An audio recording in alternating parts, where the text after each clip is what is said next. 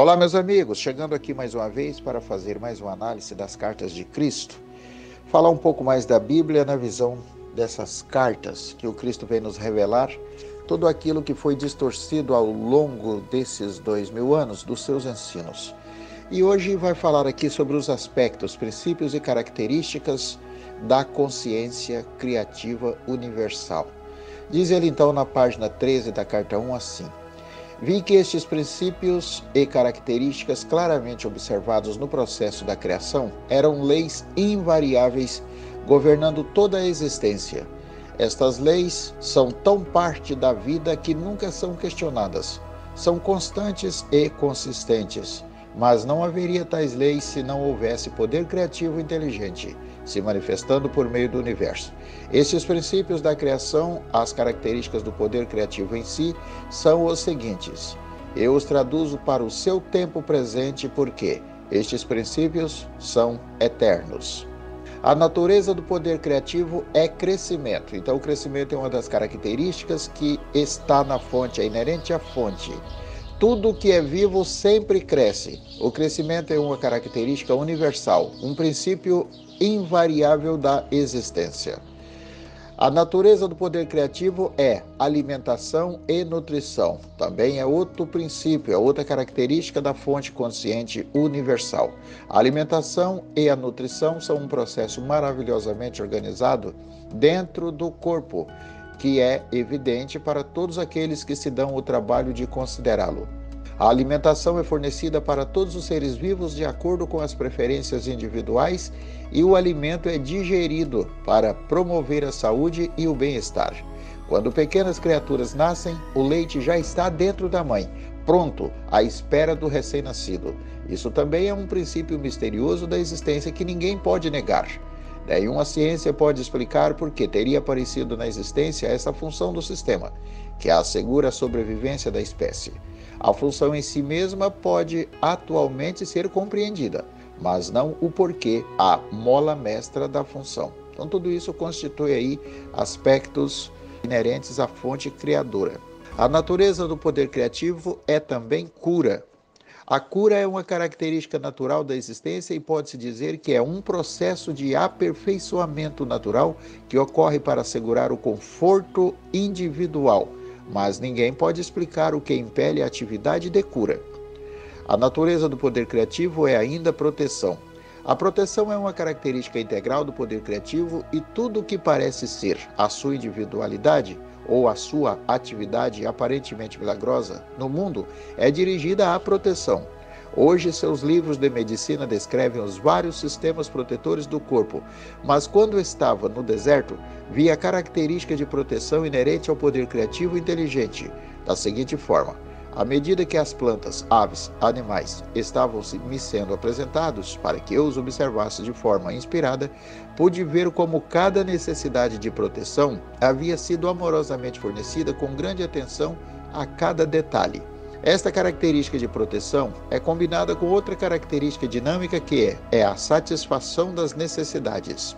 Isso é evidente no fornecimento de pelos, pelagem e plumas para proteger a pele dos seres vivos, aquecendo-os no frio e abrigando-os no calor, via as delicadas terminações dos importantes e sensíveis dedos receberem a apropriada proteção de unhas e cascos. As sobrancelhas protegem os olhos do suor, as pálpebras e cílios protegem os olhos da poeira. Via as delicadas terminações dos importantes e sensíveis dedos receberem a apropriada proteção de unhas e cascos. As sobrancelhas protegem os olhos do suor e as pálpebras e cílios protegem os olhos da poeira e do dano. Percebi que os animais que atraem moscas foram equipados com o tipo de cauda que os faz livrar-se delas mais rapidamente. Que tipo alegre, feliz de amor e cuidadoso expressou nesses atributos? Bem, gente, aqui ele segue, ele desce falando e nós vamos deixar para outra página porque já está na página 14. Agora, quero tecer um comentário aqui com vocês, porque Jesus disse assim: ninguém jamais viu a Deus. O Filho unigênito que está no seio do Pai, esse o revelou. Na realidade, Deus, o pensamento ou mente universal, é invisível, é uma força, é a vida, é o amor e a substância e a essência de todas as coisas que existem. Isso ele deixa muito claro para a gente no desenvolver dessas cartas. Ninguém pode vê-lo no sentido do verbo, ou seja, contemplar com os olhos. Então, Jesus disse que ninguém viu o Pai senão ele, aquele que de lá desceu. E aí ele vem fazer todas essas revelações para nós e falar das leis da existência, com todos esses aspectos que nós falamos aí, e eles trabalham intimamente relacionados com a consciência. Elas trabalham numa íntima relação.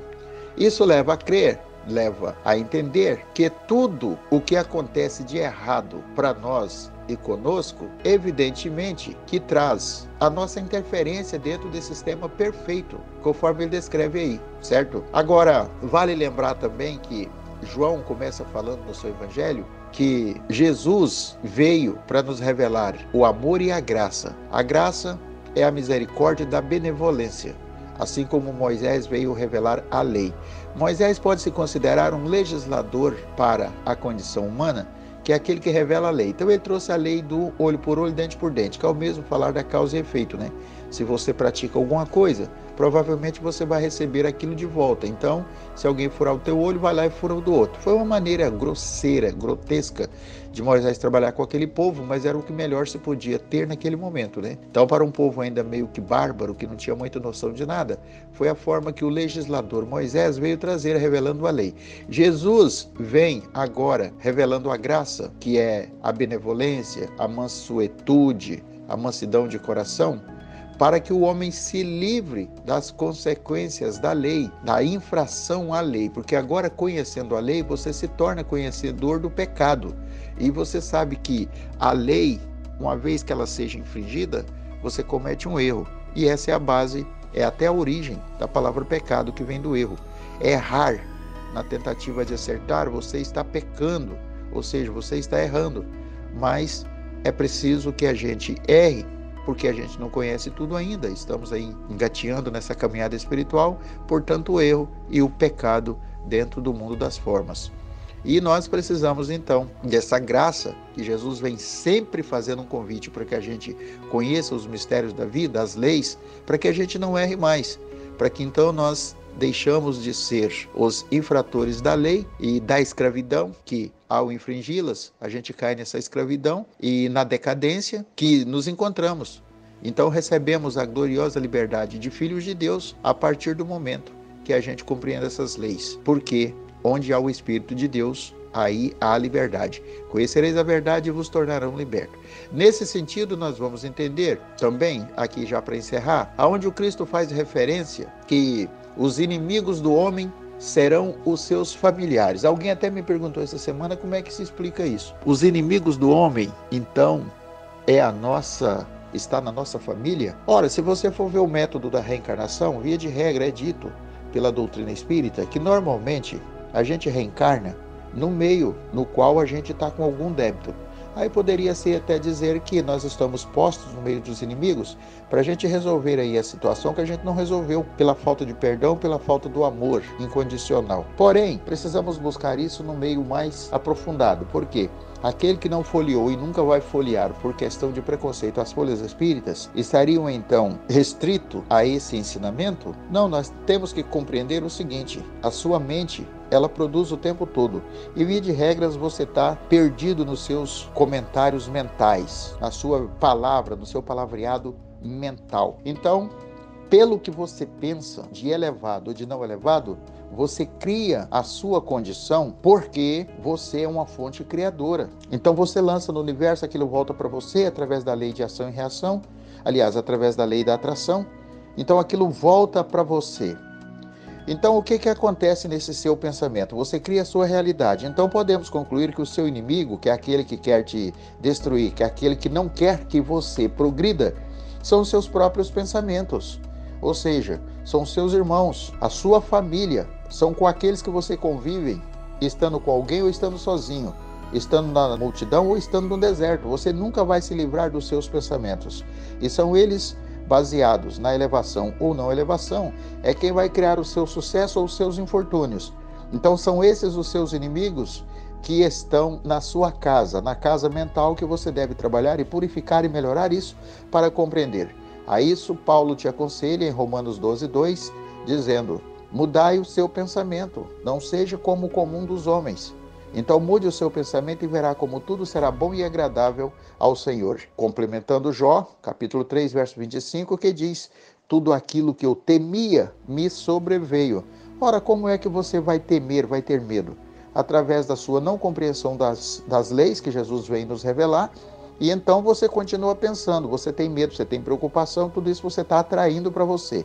Jó é o exemplo vivo disso, quando fez essa afirmação. Tudo aquilo que eu temia me sobreveio, porque eu tinha uma mente atribulada, eu vivia em perturbação, e isso então constituiu na minha realidade, porque era isso que eu temia. Porque quando a gente vai observar João no capítulo 1, ele começa dizendo: no princípio era o Verbo estava em Deus e o Verbo era Deus, e se materializou, fez carne e veio habitar entre nós. Então, se o Verbo é o produto do pensamento, e o pensamento brota da consciência, então é a consciência que vai materializar tudo aquilo que você precisa, ou que não precisa, mas que se materializa também na tua vida. Se você é criado à imagem e semelhança de Deus, conforme Gênesis 1:27, então é você quem molda a sua realidade, para boa ou para ruim, tirando de Deus a responsabilidade de te dar prêmio ou castigo, porque é você mesmo o criador da sua própria realidade. Ok? Valeu então, até o próximo áudio.